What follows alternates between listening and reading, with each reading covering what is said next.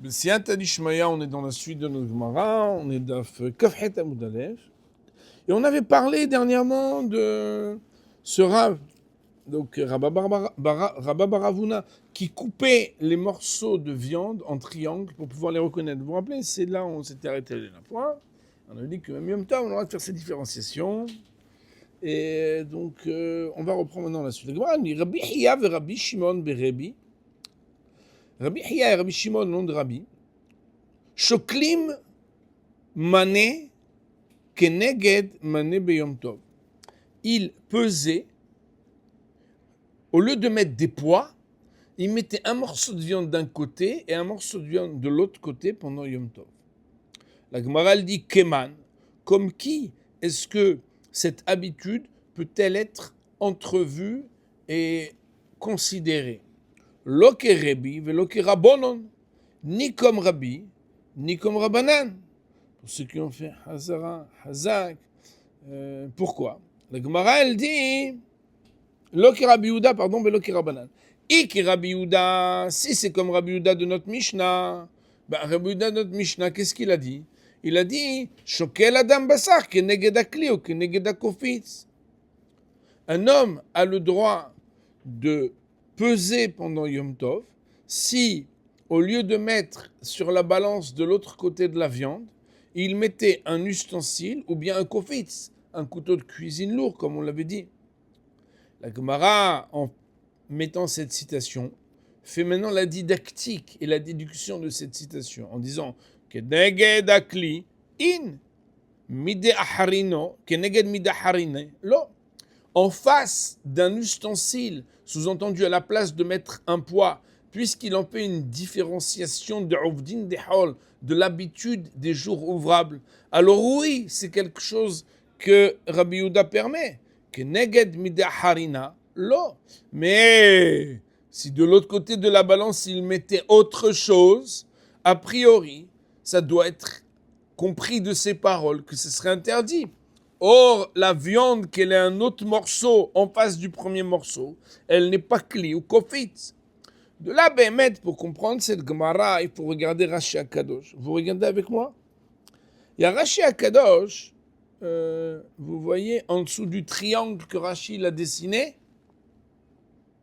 il y a marqué Rabbi Hiya Rabbi Shimon Berebi. J'espère que vous l'avez. On est en face de la ligne les Memra.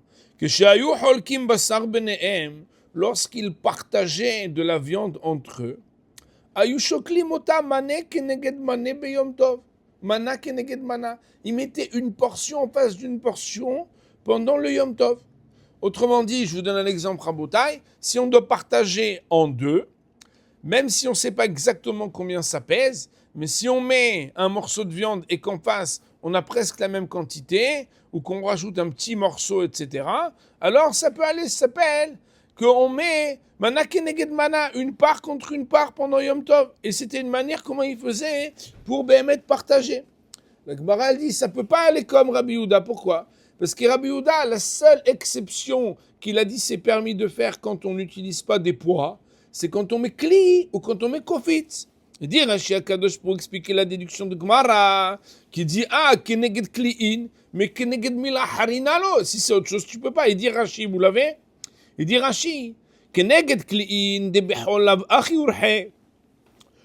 Quand en face tu mets un ustensile, oui, c'est permis d'après Rabbi Yehuda de la Mishnah. Pourquoi? Dès ici veut dire chez en hébreu, qui lorsqu'il est justificatif veut dire donc parce que des behol, que la même chose un jour de hol, lav achi urhe. Littéralement, loken haderech shelo. C'est pas la manière avec laquelle habituellement on le fait en semaine. Or, on sait que la raison pour laquelle on n'a pas le droit de choquer, c'est parce que c'est Ovdin de Hol, c'est que tu te comportes comme si tu faisais Hol. Quand est-ce que BML, ça s'appelle que tu fais Ovdin de Hol? Quand tu utilises l'habitude de Hol, et tu l'as fait pendant Yom Tov. Mais si tu fais une différenciation de l'habitude de Hol pendant Yom Tov, c'est pas des problèmes. La Gemara, elle dit, c'est ça qu'on va vous apprendre. Aval, mana, keneged, mana. Mais si tu mets une part contre une autre part, ken derech kol hachokim. C'est comme ça quand tu vas chez le boucher, il met pas toujours le poids. Il dit, ah ouais, oui, bon, attendez, je vais voir, là, je viens de peser un morceau qui faisait 1 kilo. Attendez. Et en fait, quelque part, il utilise la viande qui fait un poids précis, qui met en face d'une autre viande pour pouvoir mesurer et choquer et peser. Alors Gemara, elle nous dit, si tu veux dire ce qu'ils ont dit, ils ont fait Rabbi Shihya, Rabbi Shimon Berebi, qu'ils ont fait mana keneged mana, ça ne peut pas être comme Rabbi Yehuda. Pourquoi? Parce que Rabbi Yehuda, il permet avec kli, parce que c'est différent de Ovdin Dehol, mais il ne permet pas avec quelque chose qui ressemble à Ovdin Dehol. Or, une viande contre une viande, une part contre une part, c'est Ovdin Dehol. Je reviens dans Gemara, dans la ligne qui commence par les mots à Kofi. J'espère que vous êtes avec moi. La Gemara, elle dit, Iker Rabonon. Et si tu voudrais dire que ce qu'ils ont fait, les Haverim, les Talmidei Hachamim, de peser, ils mettaient mana keneged mana, c'est comme Rabbanan. Rabbanan d'où?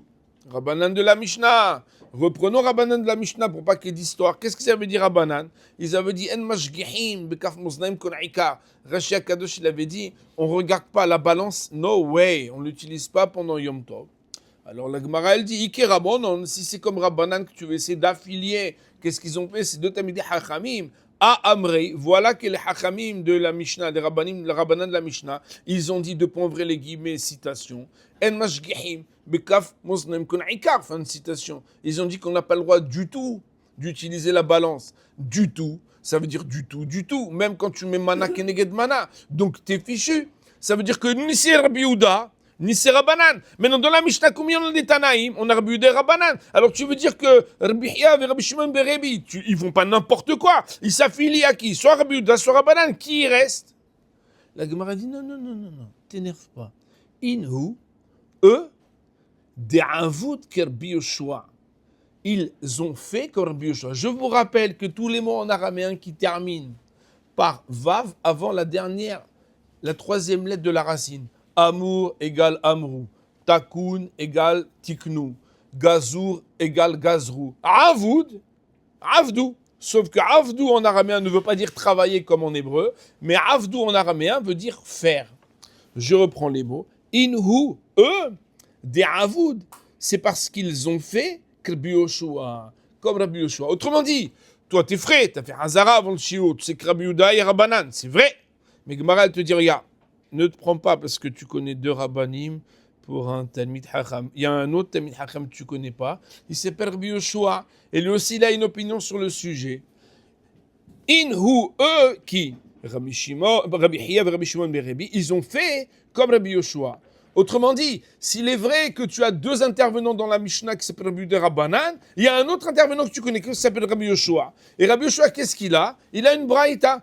Donc, bien évidemment, on sait que les braïtot, ils ont un statut qui est différent de la Mishnah, mais les braïtot, ce sont des textes de référence qui mettent en scène des Tanaïm. Et la Gemara des Tanya, qui a une braïta qui dit Rabbi Yoshua, mais Rabbi Yoshua, il a dit, 2 points ouvrez les guillemets, Shoklin mana keneged mana beyom tov. On a le droit de peser en utilisant une part en face d'une autre part pendant Yom Tov. Autrement dit, et il faudra retenir de cette manière, chers amis, que Gemara nous apprend ici, que s'il est vrai qu'au stade de la Mishnah, il n'y a que Rabbi Yehuda et Rabbanan, au stade de Gemara, on apprend une autre opinion qui s'appelle l'opinion de Rabbi Yoshua. Et d'ailleurs, Gemara nous dit, Amar Rabbi Yosef de dire, Halacha que Rabbi Yoshua. La halacha, elle est comme Rabbi Yoshua. Mais ça veut dire quoi, elle est comme Rabbi Yoshua? Donc écoutez bien, Rabotai, comme c'est beau. On amène Rabbi Yehuda, on amène Rabbanan. Et la halacha, elle est ni comme l'un ni comme l'autre, elle est comme un autre Talmid Hakam qui s'appelle Be'emet Rabbi Yoshua. Et pourquoi? La Gemara nous dit, Ohil vetnan bebchorot kavate. A priori, c'est étonnant, lui c'est une braïta. Tu m'amènes 2 Tanaïm de la Mishnah et tu me dis, la halacha, elle est comme un Tana qu'on a vu dans Braïta. Mais la Mishnah, dis-moi, c'est du sérieux, plus que la Braïta. La Gemara dit, non. C'est parce que Rabbi Yoshua, Ohil, puisque vetnan bebchorot kavate. Puisque il y a une Mishnah, Tnan. Tnan, c'est pas comme Tanya. Tnan, ça veut dire que c'est une Mishnah. Tanya, c'est comme une Braïta. Puisqu'il y a une Mishnah qui est dans le traité de Bchorot, Kavate. Le mot Kavate, en araméen, veut dire comme lui, comme son opinion. C'est comme si c'était écrit en hébreu, Kmoto, comme lui. Puisqu'il y a une Mishnah qui va comme lui dans Bchorot, alors il a gagné. Detnan. Et là-bas, on va nous citer la Mishnah. Je vous explique qu'est-ce que ça signifie, chers amis. Quand on a une mahloket entre Rabbi Yura et Rabbanan, toi tu dis, qui c'est qui peut gagner? Soit Rabbi Yura, soit Rabbanan, soit comme l'un, soit l'autre. C'est vrai. Mais si pour une raison ou pour une autre, c'est possible de comprendre qu'il y a une troisième opinion qu'elle est citée par une Mishnah, une anonyme, dans le chasse, et qu'il y a une cohérence des Mishnayot, en principe, dans toutes les Mishnayot qu'on trouve dans le Talmud, dans les Mishnayot, à partir du moment où on trouverait une Mishnah qui est anonyme est considérée comme unanime dans la Mishnah. Ça veut dire que c'est un Mishnah halakha, quand une Mishnah elle est anonyme, on peut la prendre pour argent comptant. Mais Meïla, il en ressort que Gemara ici nous fait dire, c'est comme ça que Rabbi Yosef il a interprété, de nous dire, c'est vrai que ce qu'ils ont fait Rabbi Hiya, Rabbi Shimon Berebi, ça va être comme Rabbi Yoshua, qu'a priori il n'est pas dans la Mishnah, il est que dans une Braïta. C'est vrai. Mais Rabbi Yosef il dit que la halakha elle est comme Rabbi Yoshua. Pourquoi? Parce que lui il a interprété quand il a lu une Mishnah dans le traité de Bchorot, que cette Mishnah avait d'après Rabbi Yoshua. Je vais devoir changer de salle parce que ça va être la prière.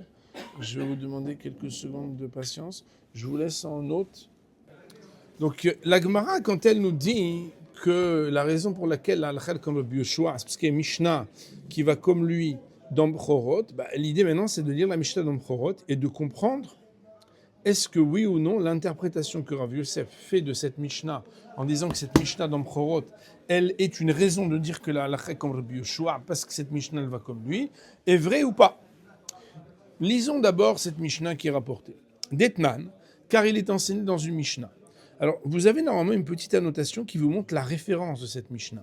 Par exemple, dans mon édition à moi, il y a une petite lettre, il y a marqué Bchorot Lamed Aleph Amud Aleph. Par exemple, si vous aviez envie, vous pourriez ouvrir la Gemara de traité de Bchorot à la page 31a et regarder cette Mishnah.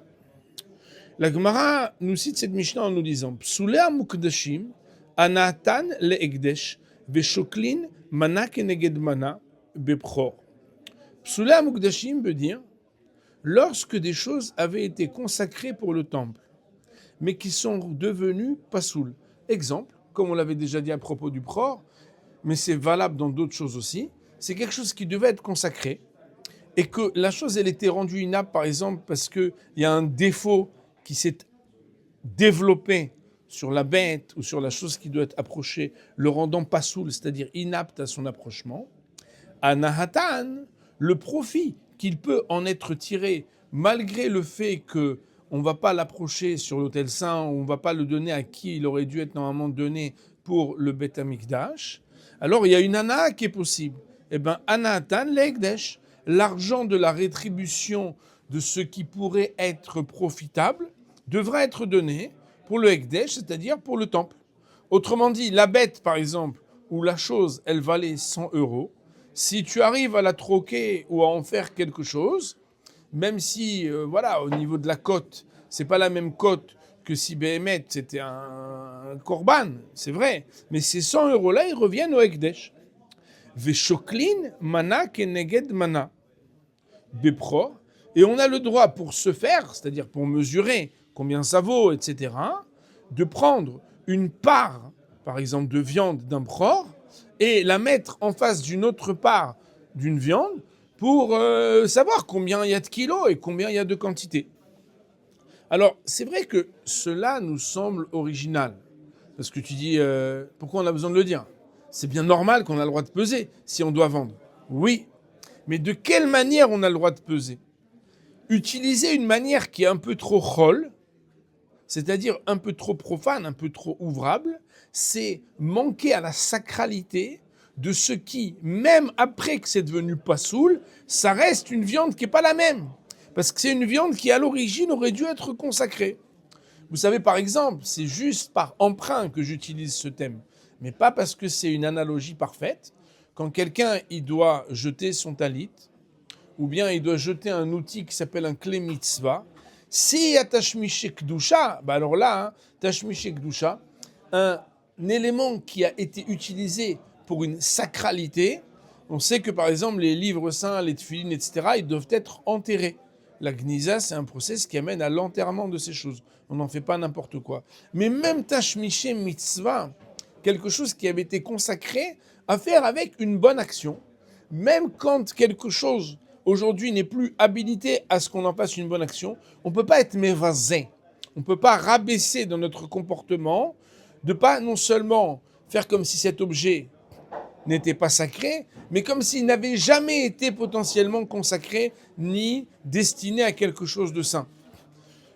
Et à ce moment-là, eh bien, il faut savoir à Botaï qu'il y a des choses qu'on n'a pas le droit, ça s'appelle tashmishi bizayon, c'est des choses qui dégradent.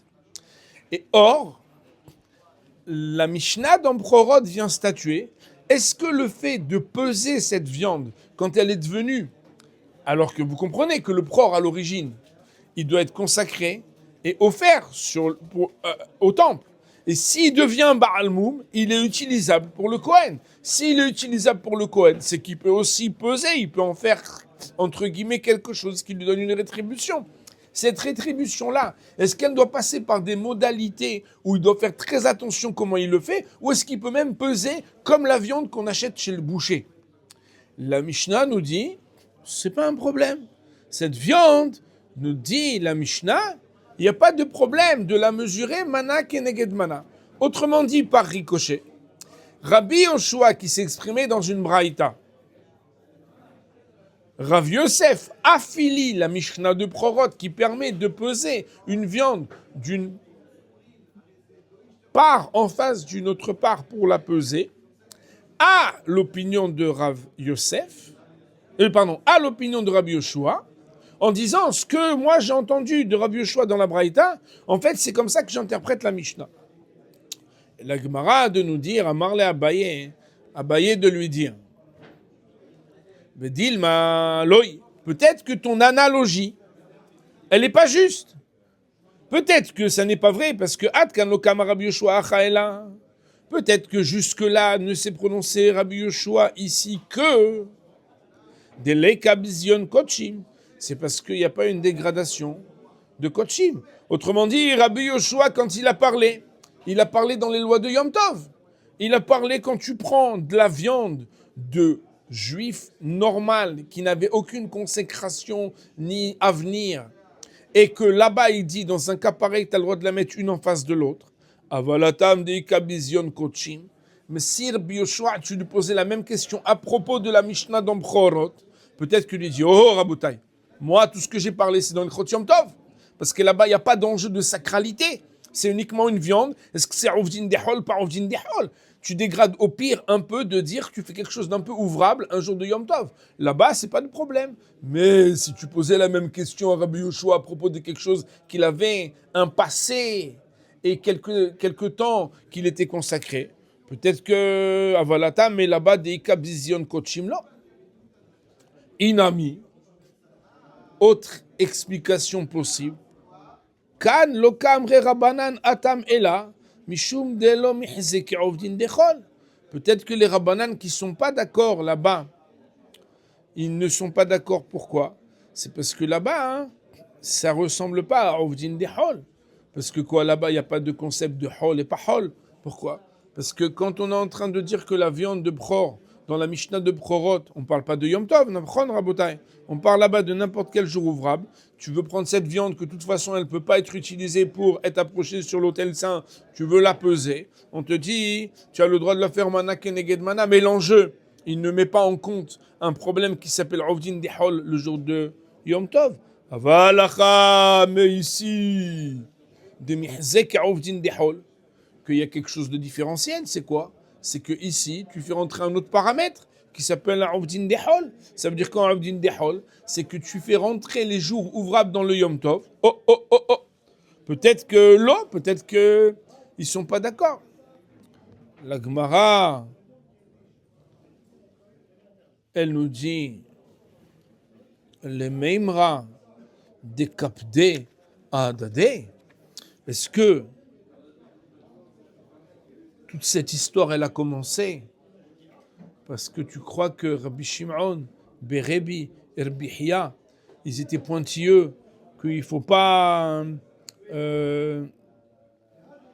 faire plus au microgramme, l'un ils reçoivent plus que l'autre. Vea, voilà pourtant, Anhu, Shav, Benita, des Atou, les Berebi. voilà que eux, alors regardons Rashi une seconde. Regardez Rashi. Rashi dit, toute ton histoire, elle a commencé comment? Tu as commencé à chercher Rabbi Yoshua par Rabbi Yoshua pour sauver l'histoire de Rabbi Hiya et Rabbi Shimon Berebi, qu'on a dit qu'ils mesuraient une part contre une part. C'est vrai ou pas? La Gemara a dit, quand tu mesures avec un copain une part contre une part, c'est que tu es méticuleux. C'est qu'en réalité, tu dis, t'as reçu combien? T'as quel boutard? Fais voir. Vas-y, on va. T'as quel morceau? T'as quel où le gars il vient, il dit, t'as plus de cire, moi j'ai plus de... Bakara. Ça veut dire que tu penses que Rabbi Hiya et Rabbi Shimon Berebi, je m'excuse de dire ça comme ça, ils sont un peu méticuleux l'un sur l'autre. Qu'est-ce que l'un il a reçu, qu'est-ce que l'autre il a reçu? Rashi Akadosh, il nous dit, regardez les mots de Rabbi Akadosh, vous l'avez? Vous l'avez? Mi kabdea dade. On est dans la ligne qui commence par le mot aholkim. Vous l'avez? Est-ce que tu crois que Rabbi Hiya et Rabbi Shimon Berebi, ils étaient pointilleux de partager la viande en pesant? Si vous voyez des rabbanim, des fois, qui doivent manger des steaks et qui regardent quel steak tu as reçu et combien tu as reçu de boulettes, etc., ça veut dire aussi, la Gemara, elle pense que c'est une problématique. C'est des problématiques. Ouais, c'est un sujet, quoi. Même quand on aime les boulettes. Okay? Mais non. La Gemara, elle dit, Ve'alo, voilà pourtant, Mevatrim zelazé, Venotnim ze Michel ze, Mishum hiba. Voilà que c'était des hommes qui étaient toujours en train de se donner des cadeaux, ils s'adoraient, ils se préoccupaient, etc. Okay? Vous savez que les rabbanim, quand il y a une table de rabbanim, ils sont toujours en train de servir leurs copains. Alors à la fin, tu as toujours quelque chose dans ton assiette. Pourquoi? Parce que c'est tellement tous des tzadikim qu'à la fin, il y a toujours un qui t'a servi parce que toi, tu es occupé de servir ton ami qui est ami de Hacham. Et lui, comme un jeu, vous savez, les yeux des enfants, fait passer comme ça les verres. Alors il y a toujours un qui dit, t'as reçu, Arbi, Shimon, Arbi, parce qu'ils sont là, ils se font kavod. Alors il dit, je comprends pas, toute cette histoire, elle commence quand tu dis, ouais, les rabbins, ils étaient makpidim, ils mettaient mana keneged mana. Il dit, cette histoire, la Gemara, elle dit, mais ils faisaient que de se donner des trucs. Ken, ça veut dire, ils n'étaient pas en train de... Ken. Alors, la Gemara, elle dit, voilà que Anou, Shav, Benita, ça veut dire quoi? Shiv'a, Dagim, Sheba ou les Rebi. Voilà qu'une fois, il y a 7 poissons qu'il a eu Rabbi, Venimtsa, Shenatar Bihia, Hamesh, et que Rabbi Hiya, il a retrouvé qu'il y en avait Hamesh, il lui a ramené à la maison. Et alors quoi? Alors je reprends maintenant les mots dans la Gemara, je m'excuse, c'est une partie que je n'avais pas regardée. La Gemara, elle dit, les Memra, donc je reprends les mots de la Gemara, je m'excuse de ce désordre. Les Memra des Kaptea Dadé, est-ce que tu penses que ça veut dire que les Rabbanim, ils étaient makpidim l'un sur l'autre? Va, voilà que Anhu, il est arrivé une fois que Anhu, ceci, ça veut dire quoi? Ceci, ça veut dire Shav Beinata Deatu le Berebi. Voilà que Shav, ça veut dire 7. Binata, bon, ça voudrait dire que c'était 7 morceaux de poisson Deatu le Berebi, que normalement, ils auraient dû être livrés à Rabbi. Veishtecha Hamesh Minayu Berbi Hiya. Et 5 d'entre les 7, ils se sont retrouvés dans la maison de Rabbi Hiya. Vélo capit. Et il n'était pas pointilleux. Maintenant, si 5 sur 7, si tu aurais dû recevoir 7, et il y en a 5 qui sont chez ton ami, et tu t'en fiches total qui sont chez lui.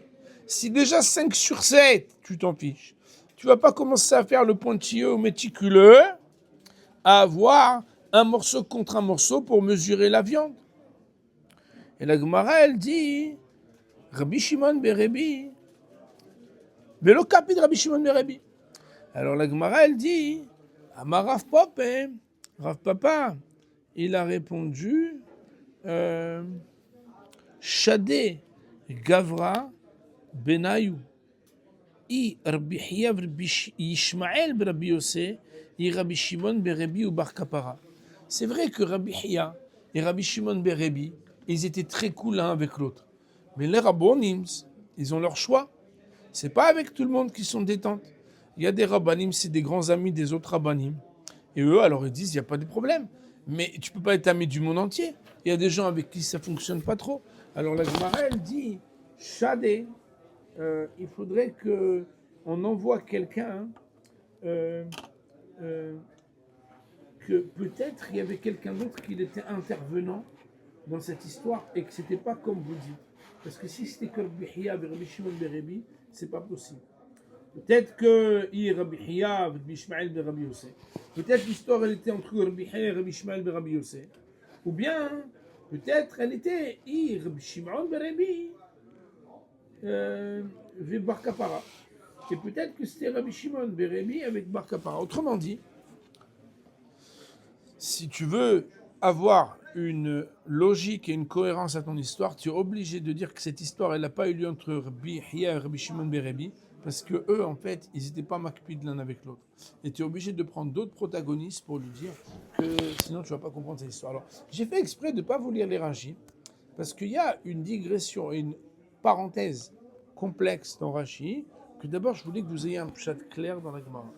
La Gemara, en définitive, comme vous le voyez, premièrement, elle a mis de côté l'hypothèse selon laquelle la Mishnah de Prorot irait comme les paroles de Rabbi Yoshua, parce qu'il est possible que les opinions de la Mishnah, donc dans le Stam Mishnah de Prorot, et les Rabbanan de Prorot, ont des opinions qui sont singulières à ce qu'ils ont dit là-bas, mais que peut-être dans Yom Tov, ils diraient...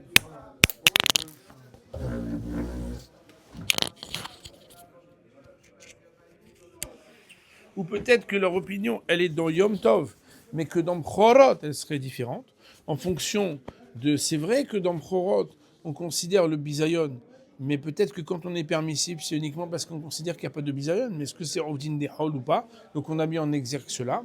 Et enfin, la Gemara, après, s'interroge à se dire, attends, tout ce que tu es en train de dire ici laisse supposer quelque chose qui est un peu original, parce que les deux hachamim que tu as cités, qui sont le Bihya et Rabbi Shimon Berebi, tu leur prêtes d'être méticuleux l'un sur l'autre, alors que nous connaissons dans les annales de leurs histoires amicales, qu'en réalité, même quand il y a des très grandes différences de ce qui aurait dû être partagé, ça ne leur pose pas de problème.